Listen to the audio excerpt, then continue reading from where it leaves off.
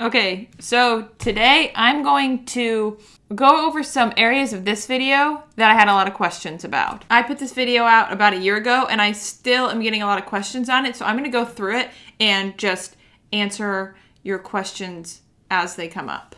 Questions about this part. Do you use a food processor to grind up your almond flour before you sift it?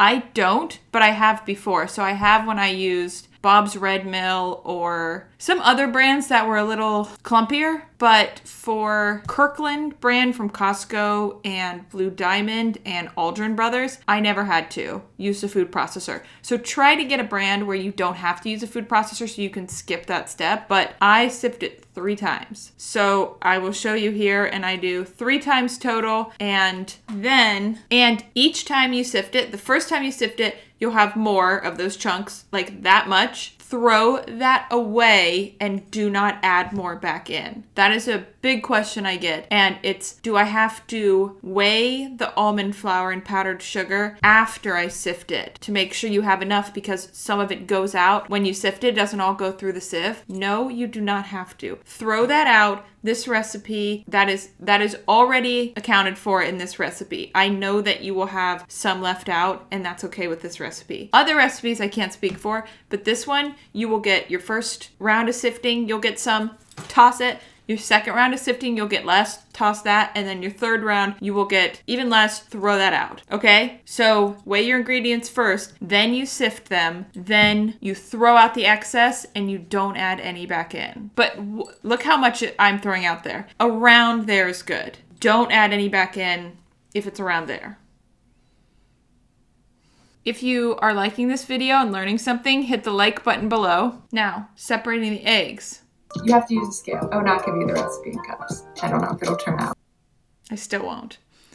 Separating the eggs. This is how I like to do it in a separate bowl if you're just starting. But I have a lot of people ask, can you use carton egg whites? Do you have to use actual eggs and separate them? At first, if you're just starting, don't mess around with carton egg whites. But if you've been doing it for a while and you want to experiment, there are some people in the Facebook group that say they use carton egg whites. They just have to find a certain brand they like. So some people have said Kirkland from Costco, their carton egg whites are good, but other people have said they don't work. So you can experiment with that. And I would maybe try adding a little bit in with your regular egg whites and just keep adding more to see. Maybe you could do half and half. But some people say it works. Some people say it's a disaster. Some people say it sometimes works and sometimes it's a disaster. So the carton egg whites aren't as consistent. I don't do that. I use that. And a lot of people ask, what do you do with the yolks? And there are so many different recipes you can make that you can use in the filling with the yolks, like curds and custards, or you can just give them away. But there's just a lot of different things recipes you can use the egg yolks for the inside of your macarons, or just give them away. And, okay, another question I get, do I use room temperature egg whites for this? I don't, and I've tried it before and it didn't make a difference for the recipe that I'm using. So I don't bother letting them get to room temperature. And by the time I'm done separating them and getting everything ready, they've kind of warmed up a bit. So that always seems to be fine. But I don't use room temperature egg whites for this. Another question is, do I age my egg whites? So a lot of people suggest aging your egg whites to get rid of some of that moisture before you make macarons, and that would be just cracking them, separating them, and I would have that bowl and put it in the fridge overnight or something. And I've tried that before and it did not make a difference, so I don't. I don't do that in the shop, and I didn't do when I was a home baker either. But that's just for this recipe. But no, I don't age my egg whites and I don't let them get to room temperature before I start. If you want to see more videos like this from me, hit the subscribe button below and the bell next to it, and you'll be notified whenever I come out with a new video. Okay, now making the meringue. This part I pretty much explain everything I need to here, and I also have a more detailed video that I made here. So if this doesn't answer your questions, go over to this one and there's even more details. But once you get the hang of it, you can just set it on a timer and do the exact same time every single time. Okay, another question, do you have to use cream of tartar? So I always use cream of tartar, but a lot of people that can't get it have just said exclude it or use maybe a tiny bit of lemon juice. So that's something you could try. I would just exclude it and see if you could do it without, but use it if you can get it. All right, now this part, the Macaronage, I go over it in detail here, but I also have another video when I go into even more detail about it here. So if this is answering your questions, go over to this video and that will be helpful as well. Now, the ribboning thing that I'm doing here, that's also in this video. And it shows some close-up pictures so you can see even better.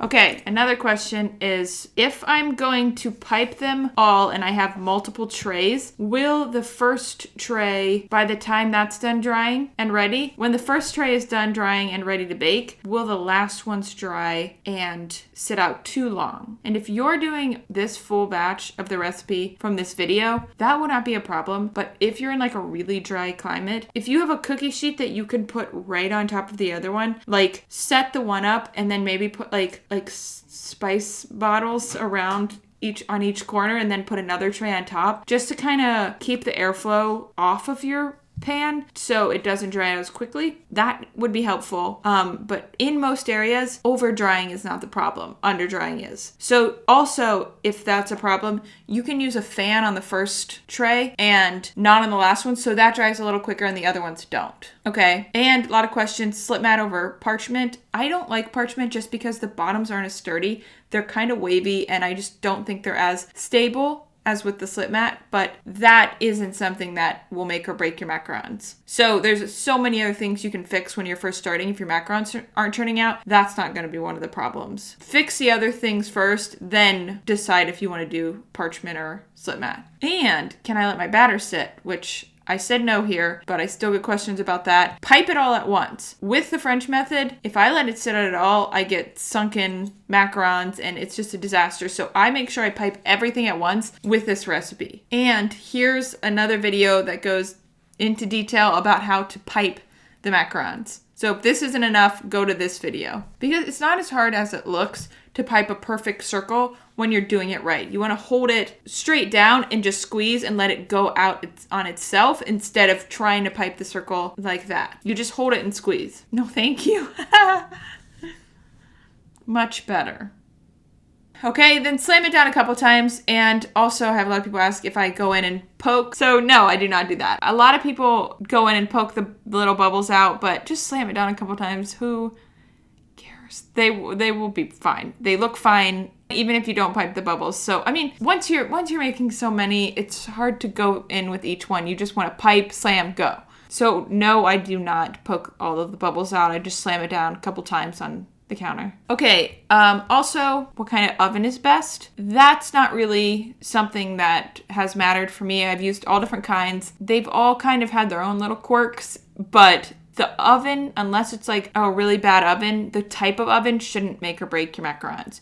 But most important part is make sure you have an oven thermometer. So if you have an oven thermometer, it shouldn't matter what kind of oven you have. You might have to put it around different areas and see what's going on. Maybe there's hot spots, or you might have to raise your rack up or lower it, but usually lower third of your oven is the best place to put your trays, and only bake one tray at a time. I've heard of some people doing 2 trays. I don't know if that's some fairy tale myth, but if you have, you could always try it, but start with 1 tray at a time. So just experiment with that, and it also depends where your heat source is coming from. So if you're getting brown tops, lower your rack a little bit, but if your bottoms are cooking too much and your tops aren't, raise it up a bit, depending on where your heat source is coming from in your oven. And another question is, why are my macarons sticking to the mat? So if you don't let them cool completely, that will happen. But if they're completely cold and actually cooled and they're still sticking to the mat, that could probably be from underbaking, most likely. Sometimes if you put too much food coloring or if you've overfolded, that can lead to it too, but I would change one thing at a time and try maybe baking a little bit longer. And when I say a little bit longer, I mean like 30 seconds.